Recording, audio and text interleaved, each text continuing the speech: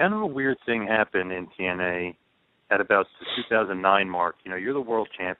You just beat the Icon Sting, and, you know, you're kind of headed in a positive direction, and they kind of turn some things around. They bring the Bischoff-Hogan era in, and Jeff is kind of pushed off to the side. Did you think, you know, at that point it was a good idea, or did you always kind of say, I don't know about this, you know, Hogan and Bischoff thing. I don't know if it's going to work out.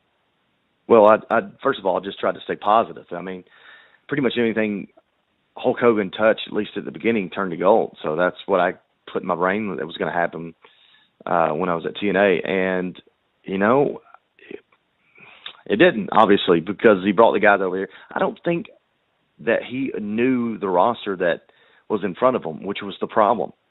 You know, there were names, you know, people were, you know, brand names of TNA but they had no idea who they were. And so if they didn't know who they were, then they just kind of did whatever they wanted with it. They wanted me to dye my hair blonde and you know, be Little Rick. And just because they didn't know me, I think, you know, instead of being Ric Flair, I needed to be AJ Styles with Ric Flair. You know, because being with Rick, you know, is definitely, you know, I'll get the rub from Rick. There's no doubt about that. And Fortune, I thought it could have been great, but you know, they broke up Fortune a little bit too early. I think we were really getting some steam, and then they broke us up, and then, you know, nothing came about it. But you know, it was things like that, I guess, that got weird, and Hogan, it seemed like he didn't have much to do with TNA. I don't know if he was embarrassed of the show, because he never said anything about TNA at all. Even when he was on shows and whatnot, he just never mentioned it. I believe that he was ashamed of what was on TV.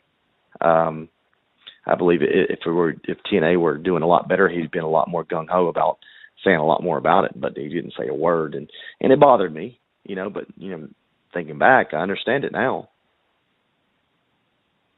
Definitely, and you kind of would think with Hogan, you know, he wrestled sporadically in TNA, but obviously his wrestling career was over.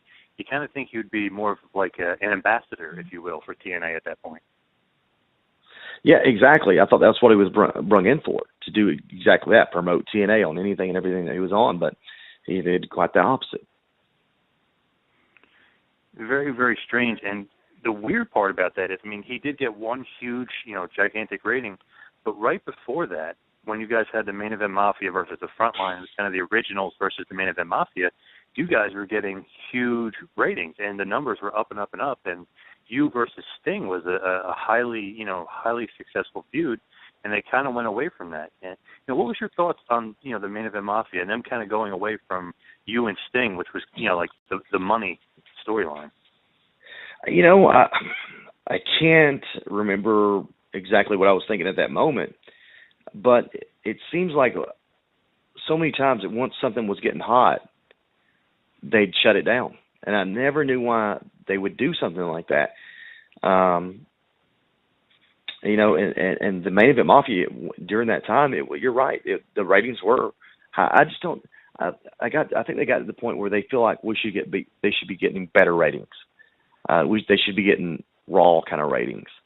But it was growing. It was getting bigger, and so they tried to go, you know, a little bit harder and spend a little bit more money to get guys that we didn't necessarily need, and that was the downfall. I could just bring up one point you kind of mentioned about Jay Lethal, and you said that TNA was crazy for letting him go, but I'm kind of thinking a different direction. TNA was crazy for letting you go. You know, I know much of was said about the release, or not really release, it was just the contract offer that was made to them, but were you kind of just absolutely shocked that Mr. TNA, AJ Styles, wasn't, being more of, basically you weren't being thought of more highly, that you should have been immediately re-signed and continued to be the face of TNA wrestling? You know, that's the reality of the business, man. If they don't think you're going to put butts in seats, then you're not valuable.